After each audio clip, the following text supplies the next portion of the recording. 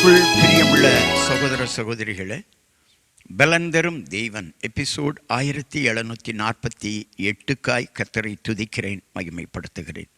இந்த நாளிலும் ஏசாயா 50 அதிகாரம் 8வது வசனத்தின் முதல் பகுதி சொல்லுகிறது, என்னை நீதிமான ஆக்குகிறவர் சமீபமாய் இருக்கிறார். என்னை நீதிமானாய் ஆக்குகிறவர் சமீபமாய் இருக்கிறார். என்னோடே வழக்காடுகிறவன் யார்? உன்னையே நீதிமானாய் தேவன் மாற்ற விரும்பி உன் அருகில் இருக்கிறார். உன் அருகில் இருக்கிற கர்த்தரை விட்டுவிட்டு யார் யாரையோ தேடி உன் பிரச்சனைகளை வளர்த்து கொள்ளாதே. உன் பக்கத்தில் கர்த்தர் நிற்கிறார். கர்த்தர் உனக்கு சகாயராய், உன்னை ரட்சிக்கிறவராய், உன்னை விடுவிக்கிறவராய், உன்னை நீதிமானாய் மாற்றுகிறவராய் சமீபத்திலே உன்னோடு கூட இருக்கிறார். இந்த உலகம் உன்னை என்ன வேண்டுமானாலும் சொல்லலாம், உறவுகள் என்ன வேண்டுமானாலும் சொல்லலாம்.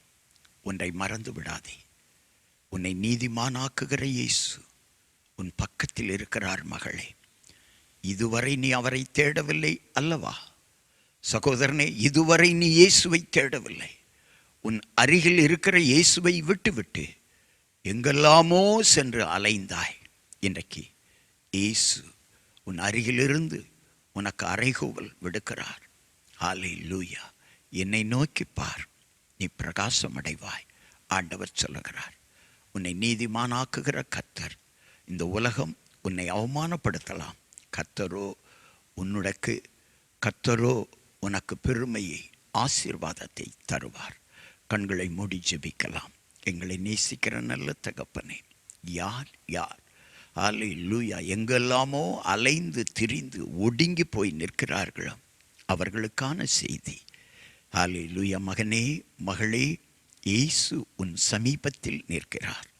The Lord is on your side. உன் பக்கத்தில் கர்த்தர் இருக்கிறார். ஹல்லேலூயா! சங்கீதக்காரன் சொல்லுகிறான், கர்த்தர் என் பட்சத்தில் இருக்கிறார், நான் பயப்படேன். ஹல்லேலூயா! ஆண்டவர் உன் பக்கத்தில் இருக்கிற பொழுது, உன் சமீபத்தில் இருக்கிற பொழுது, உன்னோட யாரும் வழக்காட முடியாது, உனக்கு யாரும் பிரச்சனை பண்ண முடியாது. இயேசு உன் பக்கத்தில் இருக்கிறார். உன் கண்களை எங்கெல்லாமோ பார்த்தாய், அருகில் இருக்கிற இயேசுவை மறந்து விட்டாயே. உன்னை உருவாக்கின இயேசுவை மறந்து விட்டாயே. உனக்கு தொழில் தந்த, வியாபாரம் தந்த, குடும்பம் தந்த இயேசுவை மறந்து விட்டாயே. இயேசு உன்னோடு கூட இருக்கிறார். உன்னை நடத்துவார், உன்னை ஆசீர்வதிப்பார், உன்னை வளர்ந்து பெருகச் செய்வார்.